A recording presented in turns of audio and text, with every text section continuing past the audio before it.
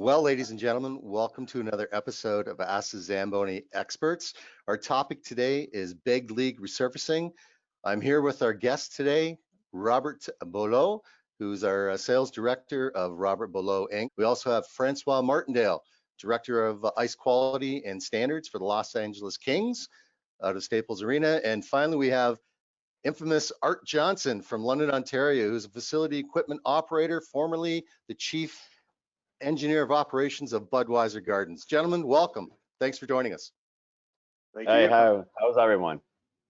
Doing great. Doing great here. It's sunny and nice. That's a good thing. Not storming there, Robert. No storms out in Montreal. No, No. not for the moment. All right. Well, listen, I want to jump into to the topic of big league resurfacing and start it off with perhaps I can go through the group here and ask you each share some of your world-class events and in which that you've participated in. Robert, why don't you talk about what you've participated in? Well, my first big experience was at Torino in 2006 at the Oval in Italy, and I was driving the machine for Mark Messer. He was the ice master there, so it was my first experience for doing the rink and a big oval.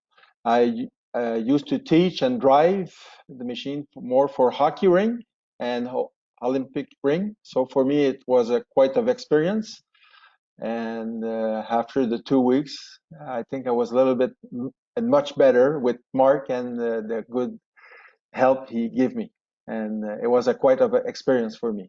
And the second big experience was as a mechanic technician for the Pyeongchang. We had the 16 machine there. We had the 552 and 650. And I was in charge to take care of the machine for the Iceman for different hockey ring and at the Oval too. And that was another quite of experience. Not much stress like driving at the Oval, but everything go well. We had no problem with the machine, and I worked with Kelly and Andrew, and it was a great experience for me. And everybody was happy about the quality of the ice and the way the machine performed. That's my two big experience for the Olympic. And, Fantastic. Yeah. Fantastic. So yeah, you're referring to Kelly McMillan and Andrew Curd, our engineers from Zamboni that were participating and supporting out in Pyeongchang in South Korea. That's great. How about yourself, Art? Oh, where do I start? Let's see. I've done a couple of Canadian figure skating championships at John Labatt Center, now Budweiser Gardens. Vancouver 2010 Winter Olympics and Paralympics. I was a ice resurfacer operator for that. Great experience. I mean, winning the gold medal on home ice was just unreal. And let's see, Pyeongchang in 2018. I was at the hockey venue at Don Moffat, and I've done a bunch of things like the Gardens, the World Figure Skating Championships, Memorial Cup in 2014. So yeah, I've done a fair bit. Oh, and the Centennial Classic down in Toronto. Oh, right. That was Leafs against the Wings, was it not? Yep. BMO Field. Yes, I do recall that. Yep. Right. Fantastic. Yeah. Francois, yourself, what have you been involved in? Oh, I'm like Art. I don't know where to start. Actually, we've done so many. I was actually with Art at the Centennial in Toronto. We did that one together. My first big event that that really marked my career was 2003 when we did the first ever outdoor game with the NHL. It was an Oiler event. It was the Oilers against Montreal. Quite an experience. It was the first ever one. So everything was to be invented and started and, created. And Right. Like I said before, I have probably 20 under my belt now. And, it's crazy how we went from 2003 to my last one a few years ago where, we see all the experience that we've gained over the years and where we are now. Again, looking back on where we were in 2003. Right. Yeah, most of those events were, those outdoor games were fantastic. I mean, you know, the friendship, the workship with everybody, everybody pitching in their own experience to make these come alive from, you know, starts from scratch, and having a few good games and having an NHL event like that is pretty tremendous. Was I that, did it. sorry, was that, Francois, the first outdoor game in Montreal? No, that outdoor game was at the Commonwealth Stadium in Edmonton. Right. Okay. Yeah, that 2003 one. Yeah, we never had one in Montreal. We've while I was working for the Canadians, we've tried a few times to have it, but I don't know, conditions, not having any venues to have it happen over there, you know. So that's why it never happened in Montreal. Right. Right. I've also over the year done a few craft hockeyvilles. Did a Memorial Cup also for in Quebec City. The last one at the old Coliseum in Quebec City. So yeah, I'm gonna stop now because I have so many. I don't know where to stop. Well, I'm sure you get an opportunity to speak about many more that you've participated in and worked at. So speaking of which, tell me, you guys, how did you guys find out that you were selected to be part of these events, these big league events? And maybe you can share one story that stands out at one of the events. Art, why don't you start with the topic? Well, for me, I'll start with Pyeongchang. I was in Toronto working the Centennial Classic. I just got back into Toronto actually, and Don Moffat sent me a message asking me if I would be part of his crew. And I'm standing in downtown Toronto looking at my phone, and I'm like, is this really happening? Like I called Wow. my best friend. I called my best friend, and I told her, and she's like, you got to do it. So I didn't even hesitate. I said yes. So So no, I Santa Claus didn't. comes another dates of the year then. Yeah, yeah. So and for Vancouver, it was it was just a lot of email communication, and I got an email from the people running it out there, and I'm just like, I just couldn't believe it. I was just over the moon about it. Like it just, it, I still have trouble putting that experience into words because it was so special to me. So That's yeah, great. That's great. yeah. What's one of the stories that stands out from all your experiences of these big league events that you participated in, Art? You have something that really stands out outside of getting the Oh, email from yeah, Don? yeah. Oh, I got a good one. I was resurfacing for one of the games in Vancouver, and the photographers were out, on the ice cleaning their spots and everything. One of them dropped their microfiber cloth on the ice, but I didn't see it. So I picked it up in the machine, and the machine started shaking. But I managed to finish the flood no problem. But that was probably one of the strangest things that happened to me. I've still got that cloth downstairs, so packed away, little souvenir. Yeah, it's So probably not the souvenir of a memory you want to have, because no, no, it could have went downhill really quick for you. yeah, But exactly, your experience and ability to get through it, that's great. That's great. yeah. How about yourself, Robert? What stands out as far as being selected, and also one of a story that's stands out for you as well? Well, for 2006, Torino, I received a email from Frank Zamboni and Doug Peters from California, and 2 months before Christmas, they say they need a driver who knows the 552. So for myself, I know the machine, I know how to repair, I know a lot of the machine, so I never did oval, driving on the opposite side than regular turning on the side for a hockey ring. It's completely different. And watching the little red or blue puck they put on the ring. So this is a different way to drive the machine. So I put my name and I say, well, I think I could do it. And so I will arrive a week before. And again, Mark Messer was incredible, good. He was very good with me to help me out. So a lot of stress at the beginning because on a hockey ring, no problem. But when you drive on the opposite side and you don't see much, the way you get out, and you have a certain time, like you cannot miss your run because you cannot go back, like a hockey ring. Hockey ring, sometimes you could save your thing. And at the end, it was all right. I remember the first race. It was very hard on my stress because remember I was driving sometimes too fast or too slow because you're two machine and you have a guy in the back 3 feet behind you, or you have to follow the guy. So if you follow the guy, you are right. You know the right speed because all the driver was the people from Lillehammer, from Innsbruck, was a real professional, and they really know what they do, like Mark. But for me, it was a quite of experience, and it go well because everybody was very nice with me.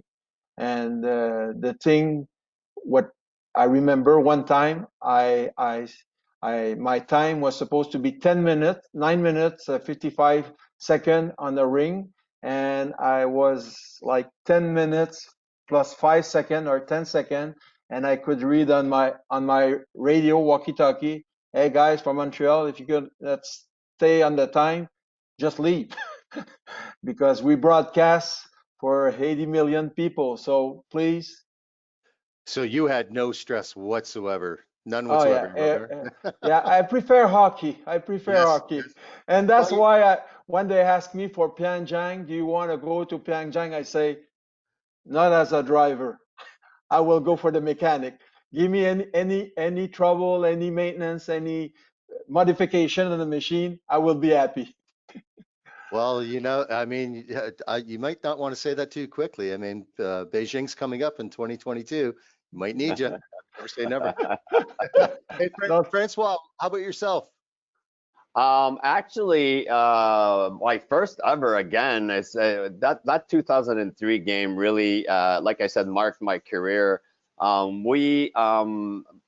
It was a natural to call for me to participate because it was actually Montreal and Edmonton in Edmonton. But one of the other reasons also is the Montreal Forum was a sand-based building, and we were using a sand-based system in Edmonton. So for Dan Craig to have myself working on that event as a sand-based experience person was helping him a lot. So I knew how to saturate the sand, how to work it, and how to build ice over it, and how to work with a sand-based floor. And after that, for pretty much of all my other outdoor games, I sort of, after that first one, I became one of the regular ice crew members. So it was pretty much like regular emails and that was pretty much it, the way they were asking me to go to do these. But the first ever one was because I had some experience with sand-based floors. Right. Yeah. And Right. one of the main things that always amazed me, it happened it's funny because it happened in the first outdoor game and it happened multiple times during the other outdoor games that we've had. It's just, we're doing these in climates where it's so cold and it's always snowing. So our first ever outdoor game, we had a lot of snowstorms. We had a lot of snow coming down. And one of the major factors and things that happened to us over there in Edmonton was like over a course of a few days with snow falling, we had to remove like I don't know how many a Zamboni full of machines of snow off the ice because at the time we didn't have snow blowers, we didn't think about snow blowers, we didn't have shovels, so we just mainly used our 440s that we had at the time just to blow the snow out of there. And I still have pictures of myself covered in snow, looking like a snowman, driving those machines and just taking the snow out and taking the snow out. I think one day I pulled like probably like 30 or 35 machines full of snow. And Mike Craig that was there with me also. We were both drivers over there for that event, and I think like between both of us, it was like between 50 and 60 machines a day, almost. So and after all the other events, well, we were more equipped with snow blowers and little bobcats and stuff to move it out there. But I mean, the snowfall, the conditions, the outdoor conditions are always something that comes into play when you do outdoor games. Well, that's certainly an experience of having to be a snowman as you're driving a Zamboni for an outdoor Oh, event. That absolutely. sounds like a crazy event, crazy Yeah, weather, yeah, definitely. So let me yeah. ask you, gentlemen, it's happened in 2000 in Salt Lake City's Olympics, the Lucky Looney. It was carried forward in, I believe it was carried forward in Pyeongchang. Robert, Art, I'm not sure, Francois, were you in Pyeongchang? No, I was not. I had Okay. never done international events. I Oh, was pretty much doing outdoor games. right. So Yep. were either of you involved, gentlemen, Art or Robert, in that Lucky Looney getting back in the ice? There wasn't anything in Pyeongchang. There wasn't? Nope. I heard a story that it's the Lucky Looney did arrive there I from didn't Salt hear Lake. about it. So Oh, yeah, okay.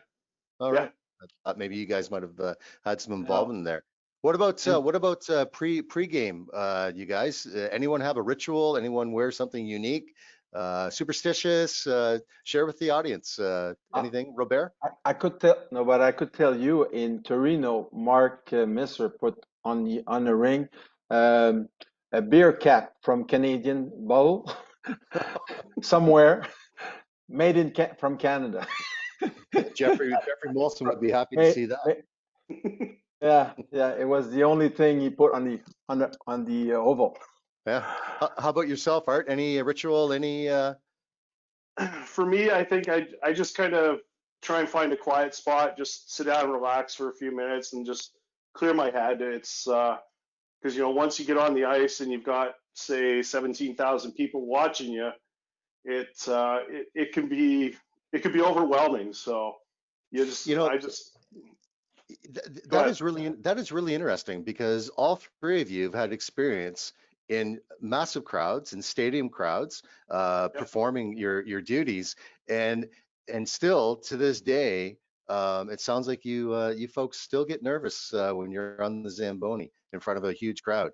How about you, Francois? Any Yeah. ritual? Any No, superstitious? I'm pretty much like Art. I try to find this quiet place, and inside of myself and just introspect and try to, take it all in. Those events are, we're lucky. We're very lucky to participate in those, and the experience. Like I said again, with all the guys we work with, it's a friendship. It's the whole thing. So yeah, I try to find this happy place, quiet place inside of myself, and try to go out there. I mean, we did the one in Detroit, and where it was 110,000 people. Then I drove that one, and let me tell you, yeah, if I wouldn't have found that happy place inside myself, I think I would have like cracked up because like 110,000 people, I wasn't looking up. Actually, I never looked up at the crowd. I was always That was Michigan driving. State.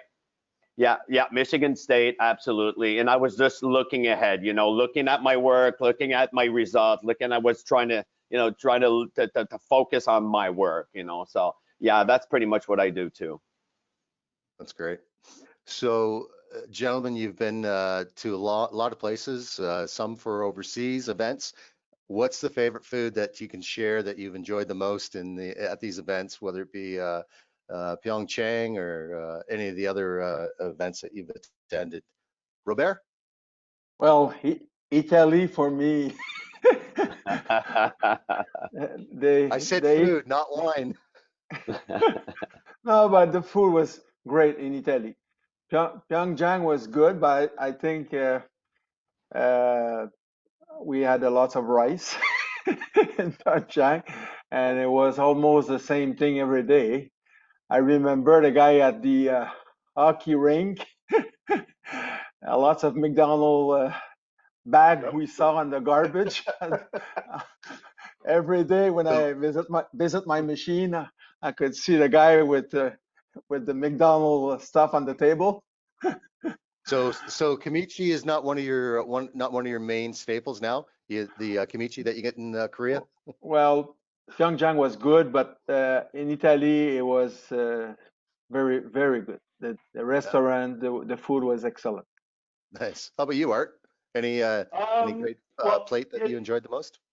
in Pyeongchang, it was Korean barbecue that I really liked. It was fantastic. I've never had anything like that before, and I loved it the first time I tried it. So, um, yeah, there was a lot of rice and kimchi over there. Yeah. I can confirm there was a lot of McDonald's eaten that at the rink. Yeah, I mean, and like Robert said, I mean, they served a lot of the same food day after day after day. So you needed to eat and change it up. So, and McDonald's just happened to be a short walk from the rink. So, And either one of you, did you guys? Because I was fortunate enough, blessed enough to go work with a distributor, Ice and Sports over in Seoul, Korea last year, and of course that's what my daily intake was Korean barbecue and kimchi, and I even tested some things that actually used to crawl. I don't know if you guys had an opportunity to eat any of the insects that are part of the Korean barbecue. No? Yes? no, no. No? No, Robert? for myself, the only thing, one time we've been to a family restaurant, and the guy beside me eating a live octopus. They don't cook, and they take the piece, and the piece of octopus was moving on his mouth. So this is not the thing I like very much. I So prefer when it's cooked. you and Al Sabaka, we need to have on our next podcast talking about octopus. Definitely. Francois, your favorite food in LA compared to your favorite food from your homeland, Montreal, what do you Hey, prefer? God, listen, it happened. Oh, it happened over this course of this weekend. I had the best poutine, pork belly poutine ever in my life in Bria. There's a restaurant in Bria who does poutine, and I ate it over this weekend. I could not believe that I was going to eat poutine in California. The I'm going best to one say, I've ever had. I have to say this. I wanted you to say it was in California because we would expect that from the Montreal facilities. But your friends back home, Francois, might be phoning you really quick right now. Oh yeah, I know. It's a restaurant called Sauced Up, and I'm telling you, you guys look. If you guys are ever in California, look it up, guys. I mean, try to go there. It's the poutine that they have there is incredible. It's really great. Wow, that's fantastic. So going back to the events that you've participated in, gentlemen, have you noticed or did you notice a difference in the crowd and the enthusiasm from the crowd compared to what you would normally participate in and work at in a regular Junior A game or an NHL game for Francois? Did you notice anything different in the crowd from these large events, these Olympic events that you participated in? Well, I've never done any Olympic events, but what I can tell you is like, working in an NHL building for 25 years in Montreal and now doing the Staples and everything, not the same kind of crowd when you have an outdoor game, for example, like when we did Michigan State again, like people are outside. It's a major event. It's a happening. It's not the same people coming over and over again in Montreal or at Staples or, the people that buy the regular ticket holders and everything. So the outdoor games are a little more like a once in a lifetime thing for the people that are there. So there's a lot cheerful. It's different. It's really hyped up. You can feel the electricity in the crowd. Yeah, I think that's mostly the difference for me. If I look at those two, if I compare those two, if you want, I think the electricity is so much higher when you do an outdoor game because it's a once in a lifetime thing for the people that are attending those. Well, I think Francois, Michigan State's event, the 110,000, that is, if I'm not mistaken, the largest outdoor hockey event that's held that many people. Would that be fair to say? Or do you know? Yes. Yes, it is. It is absolutely. I think the one that was held in that same building was 103. We held 110,000 or something. So yeah, it was the largest crowd. Wow. Wow. How about yourself, Art? Um, I found Vancouver. The crowd was very very into it, because it was because it's Canadian. I just found that it was a different atmosphere compared to Korea. just because hockey isn't a big thing in Korea. And I'm sure Robert can say the same thing, but yeah, and then I mean, even doing the junior A games at Bug Gardens, I mean, there's an electricity in the air that you don't get working in a community rink, and I kind of miss that sometimes. Nice. Robert, Well, experiences with crowds. You've been to multiple Olympic events as well, and also some other national events. yeah, like Art say, the at Pyeongchang, hockey was not the big thing. First thing, in the NHL was not there, uh, and another thing, what I like and what I appreciate now, it's more on the oval and the short track. For me, it was a quite of experience to see the short track, because for the last over 25 years, I was behind Francois at the Forum at Centre Bell for the hockey game as a technician. So when something don't work, he just turn his head and look at me with a dirty look, and I'd be ready to help him. So, and it was the same thing at Pyeongchang, and so I didn't drive. But the oval, when I was at Torino in 2006, was quite of experience, because a lots of people, they broadcast a lots of people because it's a very popular sport, and the crowd, the way the crowd participating at the event, it's crazy. The color, the bell and the whistle, compare what we saw, Art, at the hockey Yeah, game. It was very different. So for me, oval at Pyeongchang and oval at Torino was very impressive. For me, I was very impressed with the crowd, the way they cry for their team, and when it's the last run, the last turn, it's crazy on the building, more than the hockey we had at Pyeongchang, because we didn't have the NHL. yeah, Right, right. And it's amazing how that can influence the crowd as far as who's participating, as far as the actual players on the ice. That's really interesting. So, guys, let me ask you, from a training standpoint, was there any other training that you had to be involved in to get prepared for your events, or were you actually the trainers at these events? Art, I'll ask you that question. I don't think I really had to go through any specific training for Korea. For me, the biggest thing was getting used to the Olympic-sized rink again. And then I did a little bit of work with the Korean drivers as well. But again, it was difficult because there's the language barrier. And even with the translators there, sometimes things would get lost in translation. So the message wasn't coming across the way it should have. Right, right. So, And that can definitely be a challenge under the spotlight, no yeah, question. yeah. How many in Pyeongchang? How many Korean drivers were at the event in Pyeongchang that were working with you folks? I think they were mostly at the practice rink. We had a couple at the main hockey rink, and then I think there was some at the women's rink as well. I can't remember the numbers off the top of my head. Right, right. So was resurfacing Francois for the different events? Did you have to do anything differently than what you would have done normally at the Forum in Montreal or Bell Center? Yeah, actually, depending on the outdoor conditions, sometimes we have to adjust our resurfacing.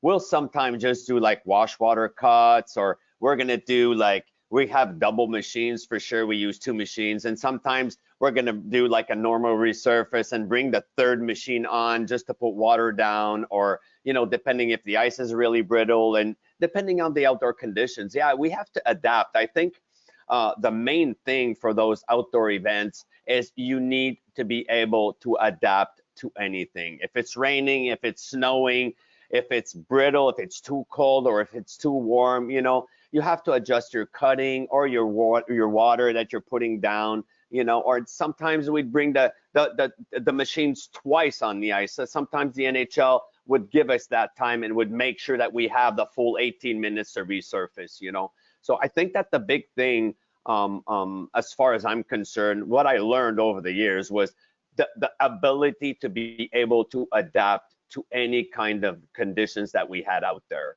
And as far as showing other drivers, those events, people were chosen because we were experienced, because we didn't have to show each other anything. But again, when we are a group of people, again, when we worked, Art and myself, we did the Centennial Classic. I mean, you're working with a different bunch of different guys with different experiences. So you are always learning off each other's back. You're learning. I was learning from Art from me. We were learning for the other guys around us. We piggyback off ourselves.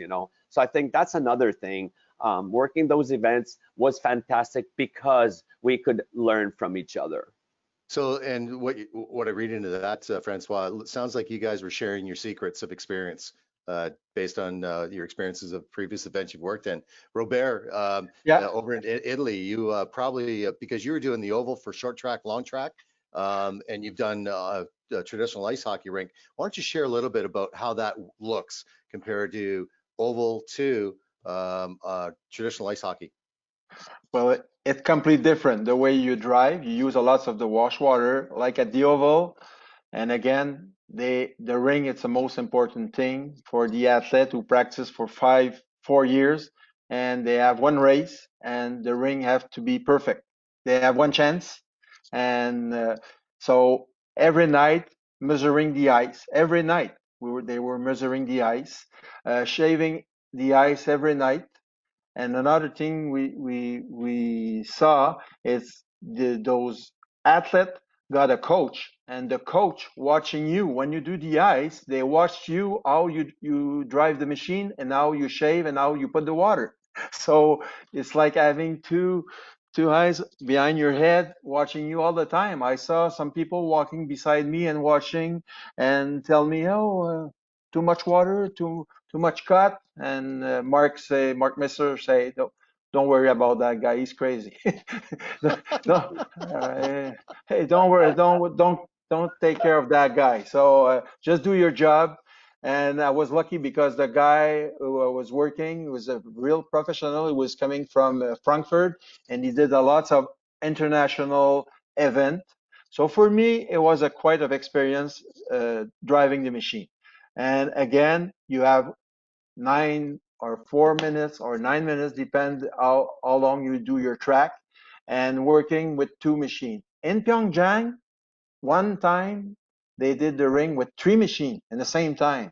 So this is another way to do the ring. 3 machines at the same time, following each other. So you have to shave and put the same water, do the same wash water.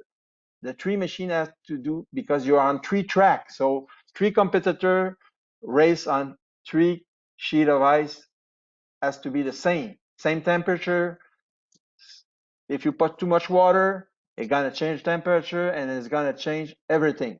So with Mark, he was in the middle of the rink and he was watching and talking on the people we had the headphones, and go faster, put more water, so just because the condition was different on the building, because every winter Olympic, it's raining outside. Wow. Italy was raining a lot. In Pyeongchang, not much, Art? We didn't have too much rain. No, we didn't have a lot of rain. We just had that one really big windstorm that one day, but that was about it. I remember it in Pyeongchang when 18,000 people come in the building, wet, temperatures was changing, humidity was changing in the building. And you have to remember all those buildings are new, so they don't have much experience on the building. Right, Yeah. right. So let me ask you, gentlemen, for our audience that's listening to this episode, this podcast, perhaps each one of you can share a tip for our Zamboni drivers out there that'll be listening to the podcast, that you could share a tip, share something that you've experienced, share something that they can take back to their own local rink to make their job more proficient, their skill levels increase. Why don't you share with the group? Robert? well, I think you have to be prepared. You have to be prepared with with the machine. You have to talk to your team. It's a team group. Like Francois say, everybody knows their job, but you have to work together. And this is the most important. Sometimes you're gonna have an operator, he wants to do his way. Right. So Right. that's could you could have some Sure. problem with that. And Sure. that's what happened in Torino before they had a international event before the Olympic. And one of the guy, the operator, he wants to be like the master. He wants to be the chief. He wants to do his way. So they say no. So they kick him out, and that's how they ask me. They need another person at the end. So 2 months before, they have to find somebody who was available for a month and knows the machine. So I think you have to work with your team and talk before the event, talk during the event, and after every game or competition, talk to the person how it worked well, what it doesn't work, and what we should change if we don't operate the machine well. So Right. and in Pyeongchang, I saw that with Don Moffat and the way they do the meeting with the group, and it was perfect. And like Art say, it was all American driver or Canadian. All the Chinese, Japanese, or Japan guy. They were at the training ring. They don't do the ring for the big event. Right. The big event. So yeah. So what about yourself, Art? Any tip as far as bringing up the quality of the ice that an operator could actually take back to their facility that you might want to share? Well, I'm just going to comment just make a quick comment here. Teamwork is so important in these events. Like, if you don't work together as a team, it's not going to be a fun time. You're spending 3 or 4 weeks with these people. They become your second family almost because you spend so much time with them. So teamwork is key. Preparation, everything from, having a pre-game meeting, post-game meeting, what could have been done better, things like that. As far as ice quality goes, pay attention to the details. I mean, that's the one thing that I've picked up working these events is like the little details, they'll come back and bite you in the butt in the end. So yeah, that's great. That's great. Yeah. Great feedback. Great feedback. How about yourself, Francois? Any tip outside of what Robert and Art have discussed that you might want to share with the group? Yeah, actually, those guys are right. I mean, if the people in these community rings learn to work together and try to become one. So, I mean, like they need to be driving the same, they need to be doing the same things over and over again. Consistency is one of the factors that is going to make your ice sheet better. A little tip, what I see in a lot of the community rinks that I've been working in, and even in LA when I got to this practice facility here where my office is now, I mean, guys tend to less cut and to overwater their rings. I mean, if the guys would just like take those temperature guns out there and just monitor their ice temperatures, the surface ice temperatures, that could be a tip that could help a lot of guys pretty quick. Look at your ice temperature, your surface ice temperature, and try to put the water into cut appropriately with that ice surface temperature. I mean, if your surface temp's at 25, or if it's at 19, you will not be putting the same amount of water down and you will not have the same amount of ruts out there. So a really quick one could be that. Surface temperatures, and just make sure that you can, cut or put water down appropriately with what you're reading out there. Just doing that, that's independent of what are you controlling your compressors or not, or whatever you're doing out there. I think if you're not controlling those compressors, I mean, at least control what you're doing out there on the sheet. I mean, if the ice is always at 19 in your building for some reason, well, you should be putting a little bit more water down and maybe cutting a little less, or vice versa. If your ice is too hot, are you going to be putting that lot of water down? No, because it's going to be wet all the time. So if the guys can sort of compensate for what their temperatures are and what their conditions are inside the building, it could help them a lot to get a better quality. Yeah, so knowing your ice is critical in providing the best quality sheet of ice surface for your user groups. No question, no question. Uh-huh. So what's your favorite Zamboni model, gentlemen, that you've driven at your events that you participated in? Robert? For Francois, the HDB? No. No. Oh, With the old wow. Volkswagen engine? No. Okay, I'm not that No, old. no. Let me just chime in because the audience might not understand the inside joke. Where Robert was going, audience, is that he was going back to some of our 1970 machines, 60 machines. So 65. 65, yeah. So I know Francois is not that old, so nice try, Robert. But continue. Thank you, Marty. No, well, this 650, and the 552. At the Oval we had the 552. At Pyeongchang we had the two model. Some American driver prefer the 552. Some Canadian prefer the 650. So I think it's the 650 is a little bit bigger machine. It's a new machine for the last 3 years. It's a great machine. Francois was driving at Centre Bell the 552, and I think it's really personal. If you're talking electric machine, because that's what we have on the big event, it's the electric machine. We don't have the small machine on those big events. So for me, driving the 552 or the 650, and I really never drove the 700, but I know it's a big, large machine with the big conditioner. In fact, at Torino, we had the conditioner with the 96-inch blade. So this is a different way to drive the machine, and complete different. When you get out, it's a little bit bigger than the regular conditioner we have. So at Pyeongchang we had three machines. One machine had that big conditioner. So it did a great job. But for me, the 552 or the 650 is the same. There you go. How about yourself, Art? And don't forget that there's a new machine coming your way that I know you've had an opportunity to drive. So by all means, you can speak about that one if that's your favorite. But anyways, I'm not trying to influence you, Art, one bit. What was your favorite machine? I really liked the 552 when I was in Pyeongchang.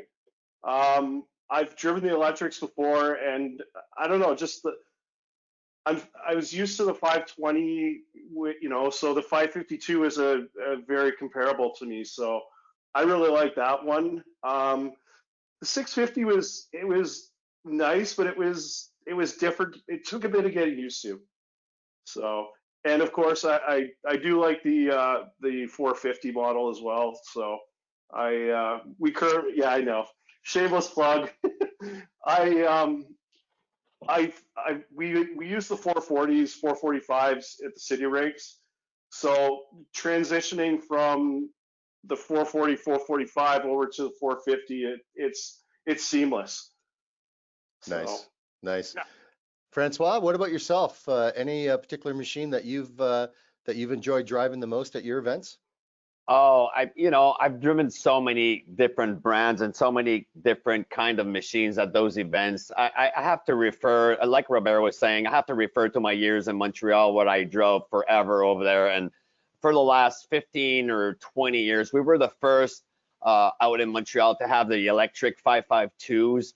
And I think we still were in the last few years, the first NHL teams to have the 552s.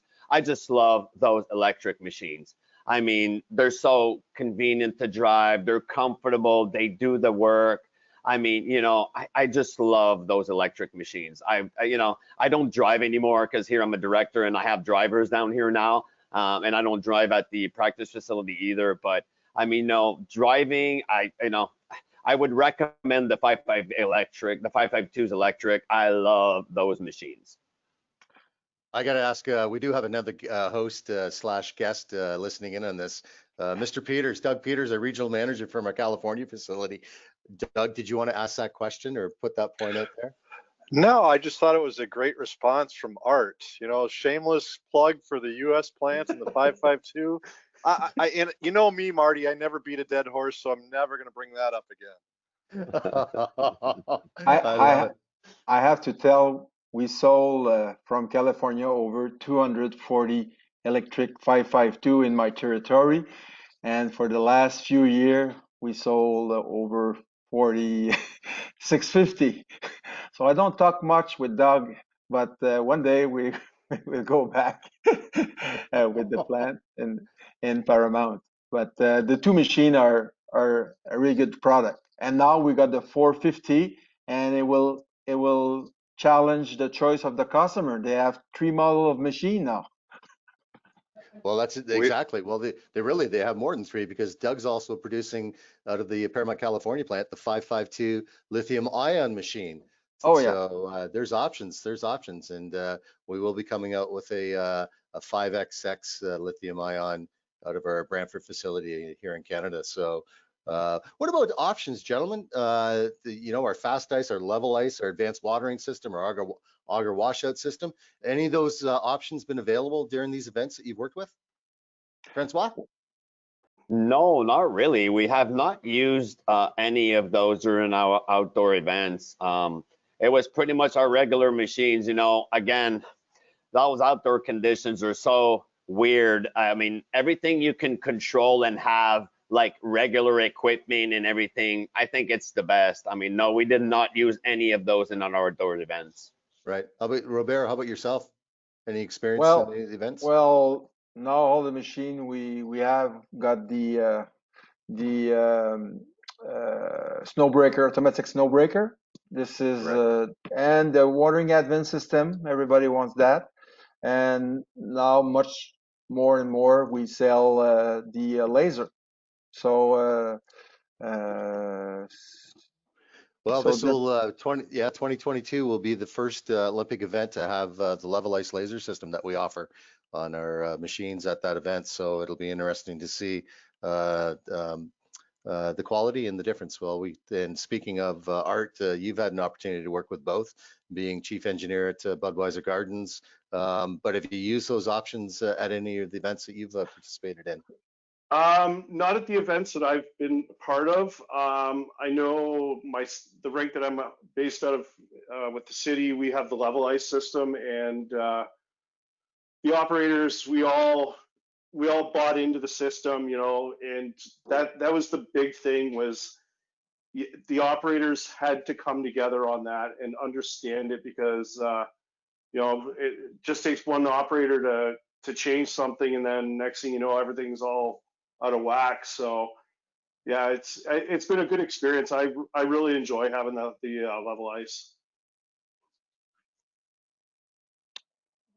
I know That's in our province we have around almost 10 laser, and it will now all the city when they have the budget, they're gonna include that option. right. Hey, Francois, you actually you have the fast ice system, do you not, at your practice facility, if I'm not mistaken? Yeah, we do have it at the practice facility, and we also have it at Staples. Our 2 brand new machines at Staples, we use it. I love it. I mean, I love it. You can control the amount of water. It flash freezes. It's like you're making ice between periods with a boom Right. sprayer. So if your water's at a good temperature, if your ice is at a good temperature, and you're just like spraying that water on top of that sheet, it dries fast. Let me tell you, at Staples, we've achieved what has never been achieved in the Staples in the many last years. We've had great ice. We've cut down the water a little bit, but I mean, I really love the fast ice system over there. We also use it at the practice facility. Also, we use it mostly to build ice on our 2 main rinks here. We have an NHL rink and an Olympic size rink.